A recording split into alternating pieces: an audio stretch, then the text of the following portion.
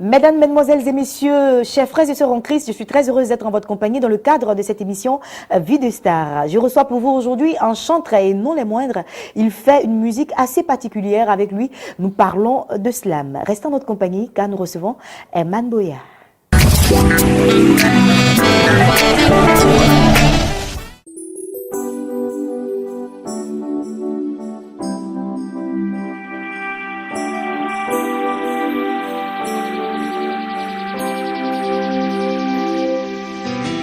Ceux qui m'écoutent se demandent parfois pourquoi de moi ne sortent que des textes rabat-joie, des sonorités mélancoliques et des vers mélodramatiques. Eh bien, laissez-moi vous dire pourquoi. En fait, c'est parce qu'il y a des tas de choses que je regrette. C'est vrai, j'ai oublié l'école de dimanche, mais je garde encore mes années ado où je me plaquais en body sans manche qui me donnait cet air de macho. C'était l'âge des idoles. Partout dans ma chambre, des posters de Lady Gaga. De quoi me calmer les hormones, ou du moins les mettre sous contrôle. J'avais tout transformé en Golgotha. Pour mes propres parents, j'étais devenu une proie, un vrai Dracula. Je faisais ce que je voulais en toute inconscience. Et c'était ça mon adolescence. Une tranche d'âge que je regrette. Aujourd'hui où je me rends compte que j'avais le choix.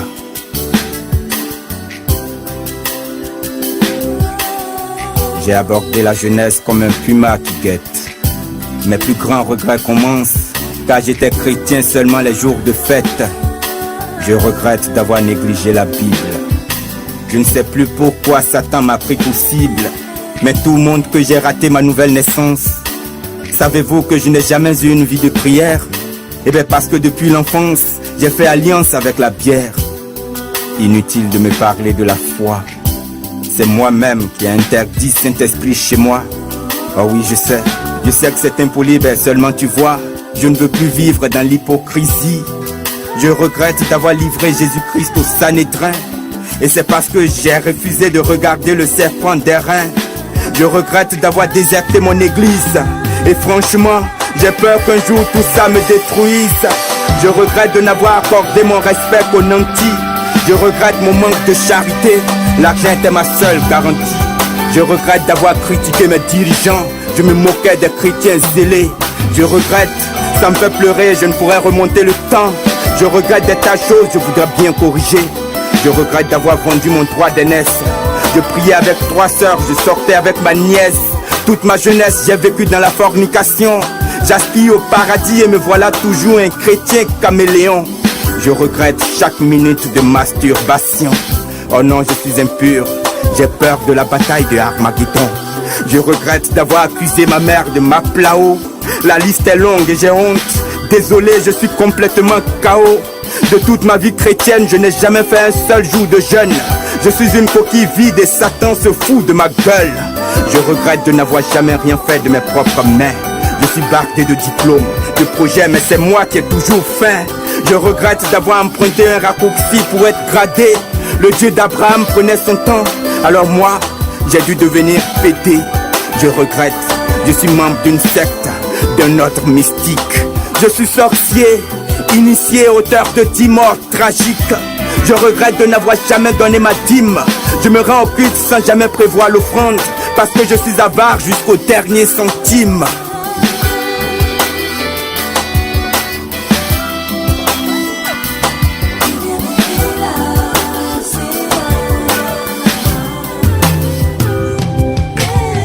Bien-aimé, telle est la vie chrétienne que j'ai toujours menée. Mais j'ai commencé à regretter le jour où je me suis posé une seule question. Si je mourais dans cet état, serais-je digne du pardon de Christ? Je crois que non. C'est pourquoi, bien-aimé, je confesse tous les péchés ci-dessus énumérés. Et je voudrais tout de même que toi aussi, toi qui n'es pas vraiment différent de moi, devant ton Sauveur Jésus-Christ, tu fléchisses genoux. C'est l'heure de la confession et de la repentance.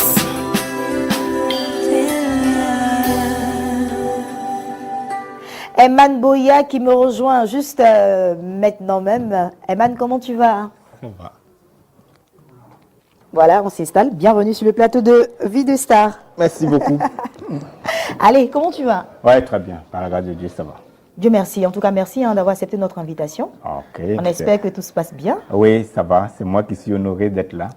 Eman Boya, vous l'avez découvert sur les antennes de Béni TV. Nous le découvrons, nous le redécouvrons aujourd'hui dans le cadre de Vie de Star. Dis-moi, qui est Eman Boya en long et en large? Herman Boya, à l'état civil. Boya Herman Samuel Guiabé. Bon. Quelle région?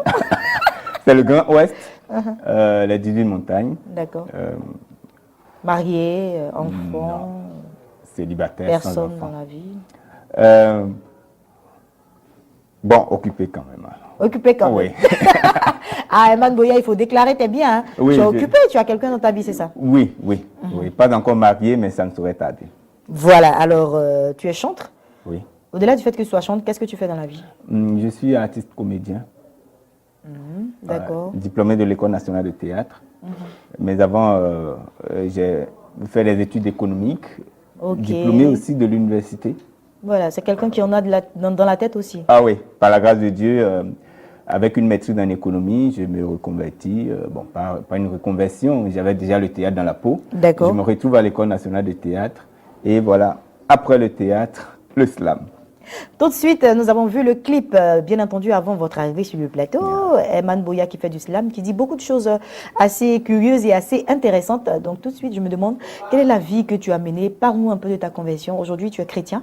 Qu'est-ce que tu faisais avant? Comment tu as vécu? Est-ce que tout ce que tu chantes ou tout ce que tu dis, c'est le vécu d'Eman Boya? Parle-nous un peu de ta conversion. Herman Boya a eu la grâce de naître dans une famille chrétienne. Et donc, en tant que tel, j'ai été éduqué dans les valeurs et les principes évangéliques. Il faut reconnaître que c'était à 90% du suivisme. Voilà. Parce que les parents nous ont éduqués ainsi, il fallait partir au culte. Dieu merci, c'est devenu une bonne habitude. Mais il fallait à un certain moment maintenant faire un choix personnel. C'est ainsi que je vais faire une rencontre personnelle avec le Seigneur en 2009. En 2009. Et c'est à partir de là que toute ma vie va basculer. Parce que le Seigneur va ouvrir mes yeux d'une façon particulière. Oui, c'est cela qu'on veut vivre. Hein. On veut un peu vivre cela avec toi. Qu'est-ce que tu faisais concrètement, puisque tu disais que tu fais du suivisme et tout ça? Oui, et c'est-à-dire... juste après, comment la rencontre s'est faite? Avant, quand je partais au culte, c'était en dents de scie. D'accord. Voilà. 3-4 mois, ça va très bien avec le Seigneur. Et après, ça chute gravement. Je peux me taper 5 mois là-dedans et après, je me retrouve.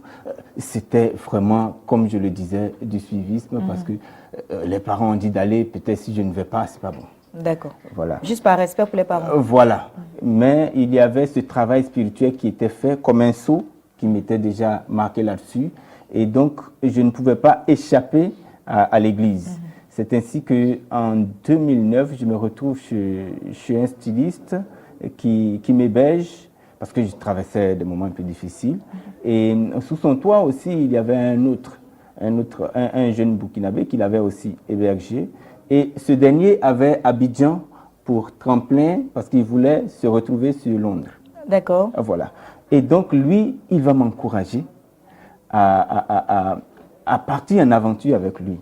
Sauf que lui, l'aventure qu'il veut mener, sa force vient des pouvoirs occultes. Ah, d'accord. Voilà, lui, il va consulter tout ce qu'il faut, il va faire tout ce qu'il y a à faire pour pouvoir se rendre à Londres, coûte que coûte. C'est ainsi qu'un bon matin, il me réveille et me dit, tu sais, Herman, je t'observe ici, dans cette maison, tu es un garçon sage, et bon, la vie est dure pour nous tous, il faut savoir se battre. Exactement. Tu vois, je m'en vais derrière Benoît là pour me battre. Il y a quelqu'un là-bas, il me connaît chrétien, mais un chrétien clopin, comme on le dit. Bien entendu. Donc, il me dit, il faut qu'on parte. Et ce qu'il fait là-bas, c'est pas fétiche, c'est pas diabolique. C'est juste que il va te donner des médicaments, des choses, tu vas te laver avec, voilà. Et puis tu vas aussi connaître le bonheur, tu vois. On vit chez quelqu'un, c'est pas ça une vie. Eh bien, ce jour-là, le Saint-Esprit m'a donné la force de lui dire que j'ai quelqu'un qui peut me faire partir là où tu veux partir, là, sans passer par quelqu'un d'autre. Et il s'appelle Saint-Esprit. Il est en moi.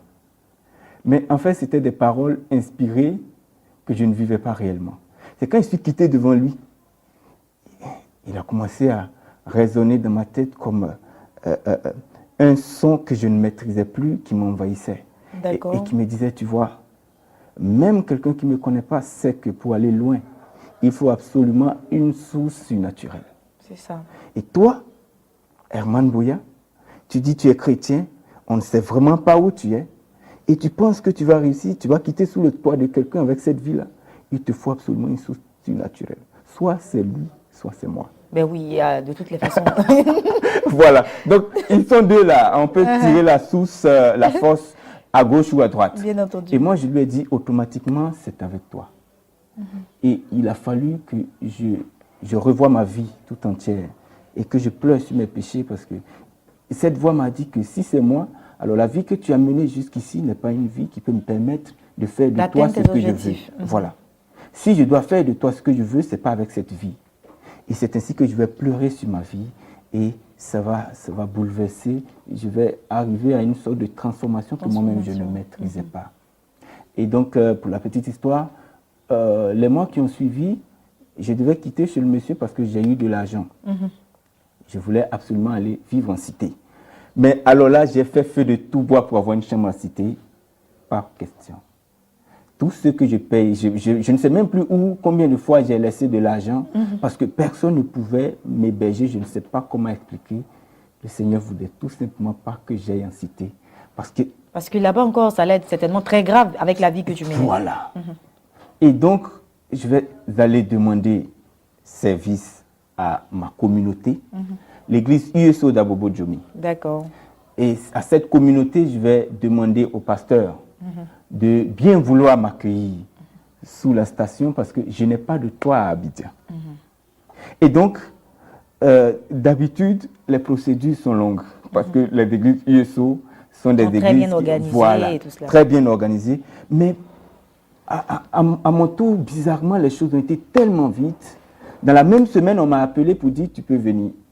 Parce qu'il y a la chapelle et derrière, il y a les indépendantes. D'accord. Et c'est sur cette station-là que Dieu m'a formé pendant 2 ans. Pendant 2 ans. C'est pourquoi je voudrais dire grand merci au Seigneur et aussi aux responsables de cette communauté. Et aussi d'Abobo Djomi, je voudrais saluer le pasteur Edi Sianga, qui est un pasteur qui fait beaucoup pour moi. D'accord. Voilà. Donc aujourd'hui, Herman Buya est une nouvelle personne transformée par la grâce de Dieu. Qui sert Dieu. Je lui dis vraiment merci parce que la série sur toute cette vie, c'est cet appel qu'il a mis dans ma main. Ce ministère de chantre, je précise, auquel je n'ai jamais pensé. Je suis un artiste comédien qui fait le théâtre depuis très bon nombre d'années. Et qui se retrouve aujourd'hui en train de dire des textes, déclamer des textes inspirés par le Saint-Esprit. C'est tout simplement pour moi une grâce et un honneur de travailler pour le Seigneur. Alors, Herman Buya, tu l'as si bien dit, tu n'as jamais pensé musique, mais aujourd'hui, tu fais de la musique et pas n'importe quelle musique. Tu as une manière particulière à toi de faire passer ton message, un message fort d'évangélisation. Tu fais du slam. Dis-nous, c'est quoi le slam d'abord ? Le slam, c'est un genre musical qui consiste à dire des textes poétiques sur un fond musical. Quelquefois sur un fond musical, parce que ce n'est pas toujours. Le slam est une musique connue comme étant du live. Il n'y a pas vraiment longtemps de cela qu'on est arrivé à en faire une musique sur CD qu'on vend aujourd'hui. Sinon, avant, c'était vraiment dans les espaces publics que tu peux voir un slammer. Alors, ce genre musical n'est pas vraiment en vogue en Afrique actuellement. Par contre, en Occident, c'est très nouveau pour nous. C'est très, très nouveau pour nous. Mais bon, c'est bon à entendre, c'est doux à entendre. Alors, pourquoi ce choix personnellement ? Ce choix parce que je suis porteur d'un message. Pourquoi pas la louange ? Pourquoi pas l'adoration ? Voilà, j'en viens. Je suis porteur d'un message qui a pesé sur mon cœur depuis ma conversion en 2009. Comme je disais tantôt, quand je me suis converti, le Seigneur a ouvert mes yeux, de sorte que je voyais le monde autrement. je voyais le monde en train de se désagréger. Je voyais un monde rempli de péchés qui le ramenaient à l'état du temps de Noé. Et donc cette peur a construit sur mon cœur tout un tas de messages que je voulais partager. Mais qui suis-je? Je ne suis qu'un citoyen lambda qui ne peut pas faire entendre sa voix d'une façon particulière. Donc lorsque je découvre le canal du slam, je dis, ben, tiens, voilà une musique qui s'écoute. Voilà une musique qui demande l'attention du public. Pourquoi ne pas prendre pour passer ce message que j'ai? Alors, vous imaginez donc que c'est de l'abondance du cœur. Que la bouche parle. Voilà. Tout ce qui était en moi rempli depuis très longtemps, dès que j'ai pris la plume, alors voilà, je l'ai déversé.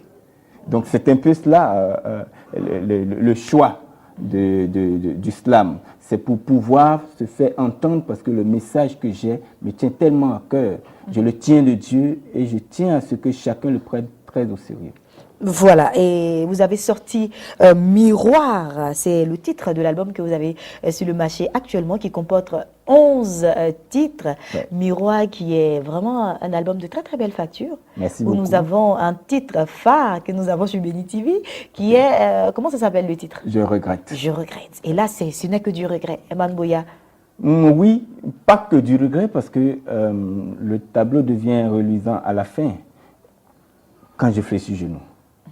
Parce qu'il ne suffit pas de regretter, il faut après les regrets passer à une repentance sincère, à la confession et décider de repartir de plus belle avec le Seigneur. C'est cela qui est très important en fait.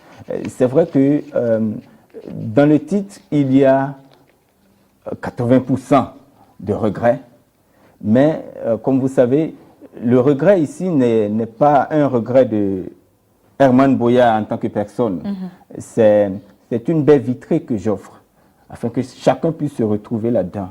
Et donc, il fallait prendre un peu de partout, pour que cette baie vitrée puisse servir à tous les chrétiens. Chacun puisse se reconnaître dans tout ce qui a été dit. Voilà. Mais à la fin, il faudrait que toi qui t'es reconnu là-dedans, tu puisses fléchir genoux comme je l'ai fait, parce que c'est une invite. Et j'ai demandé à ce que quiconque se retrouve là-dedans, et d'ailleurs j'ai dit que je sais que vous n'êtes pas différent de moi. Vous qui n'êtes pas différent de moi, alors devant notre Seigneur Jésus-Christ, fléchissons genoux parce que c'est l'heure de la confession et de la repentance. Voilà, je l'ai dit tantôt, hein, le regret n'est pas le seul titre. Vous avez 11 titres sur l'album, c'est tous des slams? Des slams, oui. Rien que du slam. Rien que du slam. D'accord, on va les décortiquer ensemble hein, avec bon, nos le premier titre d'abord, La Parole, qui est un titre qui dit aux chrétiens que quel que soit son état spirituel, le Seigneur est toujours prêt à l'accueillir. Il suffit juste de décider de revenir vers le Seigneur. D'accord. Et il y a Béatitude aussi. Dans le deuxième titre? Oui, le deuxième titre, dans lequel j'exacte un peu les principes bibliques pour faire un bon choix conjugal. C'est très important aujourd'hui. La jeunesse se rue. Vous avez pensé un peu au foyer? Ah oui, ben attends. Voilà, la jeunesse se rue sur le marché du mariage et les choix se font de gauche à droite, mais on oublie que... Je suis curieuse de savoir un peu ce que tu dis. Vas-y, oui. tu peux le faire un peu? Béatitude? Ben oui. Ok, ben on y va. On y va alors. Il y a de ces beautés renversantes qui accrochent forcément. Et moi, j'en ai croisé une, tellement belle que je croyais foncer sur un mirage. Et honnêtement, ces instants, je les voulais éternels. Pour me rassurer de revoir son joli visage, entre ses mains, j'avais abandonné mon cœur en signe de gage. Pareille étoile, je devais l'apprivoiser, peu importe les années-lumière à parcourir. Alors petit à petit, j'ai étendu ma toile pour la conquérir. J'ai même retenu son prénom. Elle s'appelle Béatitude. Waouh! Elle s'appelle Béatitude. Bon, donc l'histoire va continuer. Dans l'histoire, bon voilà, je vais découvrir une facette pas très reluisante de Béatitude. Par la suite. Voilà, et cela va tellement me décevoir que je vais plonger dans tout ce qui est mauvais. Et pour moi, voilà, ces histoires d'abstinence, ces histoires de respect des parents et tout ça, c'est du n'importe quoi parce que certainement mon Dieu ne m'aime pas parce qu'il ne peut pas permettre que je n'épouse pas Béatitude. C'est cela. Et c'est au fond du trou que la parole va me rappeler pour dire que la beauté de la femme que je vais te donner n'est pas physique. Sa beauté est à l'intérieur. Et cette beauté, ce sont ses vertus. Exactement. Vas-y chercher cela dans la Bible. D'accord. Et dans Donc, son comportement. ça, c'est Béatitude qui est Oui. le numéro 2. Le numéro 3. D'accord. Le numéro 2, c'est il faut qu'il meure. D'accord. Il faut qu'il meure. Il faut qu'il meure, voilà un titre. Partout où je suis passé, quand je le dis, on dit ouf, qu'il doit mourir. Eh bien, c'est une histoire dans laquelle j'interpelle chacun à crucifier son ego. D'accord. L'ego, c'est ce qui est à la base de tout conflit aujourd'hui. C'est moi, non, c'est à moi. Tu n'aurais pas dû, c'est moi. Et c'est ce moi-là que j'appelle à les crucifier. Et ça commence par un ras-le-bol. Trop, c'est trop, je n'en peux plus, j'en ai marre. D'accord. OK. Il faut aller le crucifier. Le numéro 4. Voilà. Le numéro 4, c'est Je regrette. Oui, je regrette. Voilà, le titre que nous avons. Juste après ça vient Barabbas. Barabbas, je raconte l'histoire de cet homme que nous connaissons tous. Bien entendu. C'est quelqu'un qui a été le premier à bénéficier de la grâce. Ben, on remarque que tu as touché un peu de tout dans ton album. Oui. Orgueil, foyer, je veux dire la vie que tout homme, tout chrétien mène avant de connaître Christ et tout cela. Donc le but de l'album exactement, c'est quoi la vocation de l'album? Dans quel objectif as-tu fait tout cela? L'appel à la repentance. D'accord. Parce que j'ai été un peu bouleversé quand je me suis rendu compte que le jugement commencera par la maison. C'est assez difficile à croire, mais le jugement commencera par la maison. Et aujourd'hui, je me demande si il ne vaudra pas la peine qu'on évangélise encore les chrétiens. Alors, il faudrait donc les réveiller de façon vigoureuse. On leur a trop dit réveillez-vous de façon gentille. Aujourd'hui, je viens les réveiller de façon, excusez-moi le terme, un peu brutale. D'accord. Voilà. Alors, dis-nous, Eman, je pense que le temps qui nous est imparti est en train de s'écouler très rapidement. Okay. D'où vient ton inspiration? Comment est-ce que ça te vient, ces textes, ces belles paroles? Comment est-ce que tu fais? Bon, d'abord, je disais tantôt qu'il y avait un dépôt à l'intérieur qui bouillait depuis longtemps. Et quand ça a explosé, bon, ça sort. Mais comment est-ce que ça sort? C'est des observations du corps de Christ. D'accord. J'observe et comme tout bon artiste, j'ai toujours un bloc-notes. Dès qu'une idée me vient, paf, tout de suite. Tu écris. Et mon passage aussi à l'École nationale de théâtre m'aide beaucoup et je voudrais saluer tous mes enseignants de l'INSAC, de l'École nationale de théâtre. Le verbe, c'est très important. Très, très important. En slam, ce qui importe, c'est les mots. Quel mot mettre où, pourquoi et quand. Parce que les rimes, non seulement les rimes, mais les pieds de rimes, il y a tellement de choses qu'il faut maîtriser là-dedans. Donc, quand une idée me vient, et il fut un moment même où, quand une idée me vient, je commençais à être inquiet. Parce que tant que je n'ai pas fini d'écrire le texte, je ne peux pas dormir. Est-ce que tu penses que c'est facile pour quelqu'un qui vient juste comme ça de découvrir le slam, d'être un slameur à 2 mois ou à 1 mois? Bon, mon cas est un cas atypique. Parce que moi, tout ça a commencé en 2010. Parce que là, tu as commencé à faire découvrir le slam en milieu chrétien. Oui. Et c'est sûr que tes jeunes frères et sœurs qui te suivent vont vouloir forcément en faire autant pour celui qui va tomber fou amoureux de ce style de musique. Oui, c'est juste qu'il faut se faire aider au niveau de l'écriture. C'est très important. L'écriture et surtout l'écriture. Si tu as le verbe, il faut savoir agencer les mots que tu as. C'est tout. Les rimes ne s'utilisent pas comme ça. Avec l'écriture, on peut s'en sortir un peu de temps. Voilà, Eman Boya, que j'ai pris beaucoup de plaisir à recevoir sur le plateau de Vie de Star. Nous terminons là, mais bien avant. Eman, dis-nous, quel est ton plat préféré? Oh. Qu'est-ce qu'il mange, notre très cher slameur? Bon, comme un bon Yacouba. Un bon Yacouba de Danané, j'aime bien le foutou manioc tout blanc, avec cette sauce qui tire qu'on appelle... Le poulet. Merci. Ta couleur préférée? Le vert, mais le vert très discret. J'aime pas quand le vert il est partout, mais j'aime le voir de façon discrète. Ça me touche. Merci beaucoup d'être venu sur notre plateau. Merci. On te donne l'opportunité de dire un dernier mot à tous ceux qui nous suivent partout dans le monde entier et bien sûr à tous tes fans.